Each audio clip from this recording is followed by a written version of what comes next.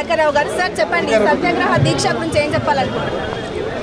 BJP రాజకీయ దమన నీతికి ఈరోజు గాంధీ గారు ఆ రోజు అనుసరించిన సత్యాగ్రహనే కాంగ్రెస్ పార్టీ ఎంచుకున్నది. కేవలం తమ యొక్క రాజకీయ మనుగడను కొనసాగించుకునేందుకు కాంగ్రెస్ పార్టీ మీద బురదల్లి ప్రయత్నాలు చేస్తున్నారు.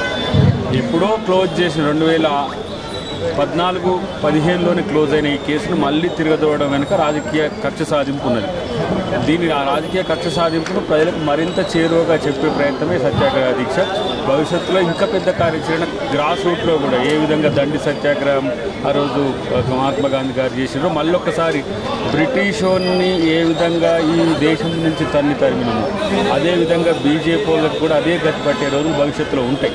రాజకీయాలు మాని వాళ్ళు ఇలాంటి ఒక పొలిటికల్ కక్షతో కూరుకున్న కాంగ్రెస్ పార్టీ ముక్త భారత్ అనే పేరు మీద వాళ్ళు చేస్తున్న దాన్ని తీవ్రంగా ప్రతిఘటించే కార్యక్రమం. రేపు జైలు భరోలు ఉంటాయి, రేపు ఏమంటారు నిరసన ర్యాలీలు ఉంటాయి పెద్ద ఎత్తున. సోనియా గాంధీ గారు, మా అధినేత్రి సోనియా గాంధీ గారి మీద ఈ రకమైన ఆరోపణలు చేయడం ఒక ఎత్తు అయితే, భారత్ జోడో యాత్రను అడ్డుకునేందుకే పార్లమెంటు సమావేశాల్లో ఇతర సమస్యలు ముందుకు రాకుండా ఉండేందుకే ఇలాంటి ప్రయత్నాలు బీజేపీ చేస్తుంది. దానికి కాలం చెల్లింది పార్టీకి.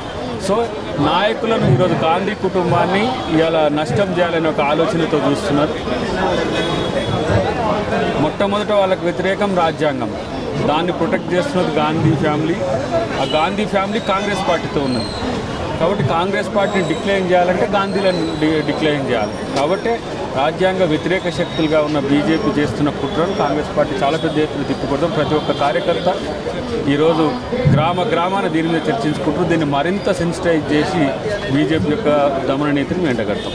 ఈ సందర్భంగా ఒక అధికార ప్రతినిధిగా బీజేపీకి ఏం చెప్పాలనుకుంటున్నారు? ఇలాంటి కుట్రపూరిత కుళ్ళు రాజకీయాలు మానుకోండి.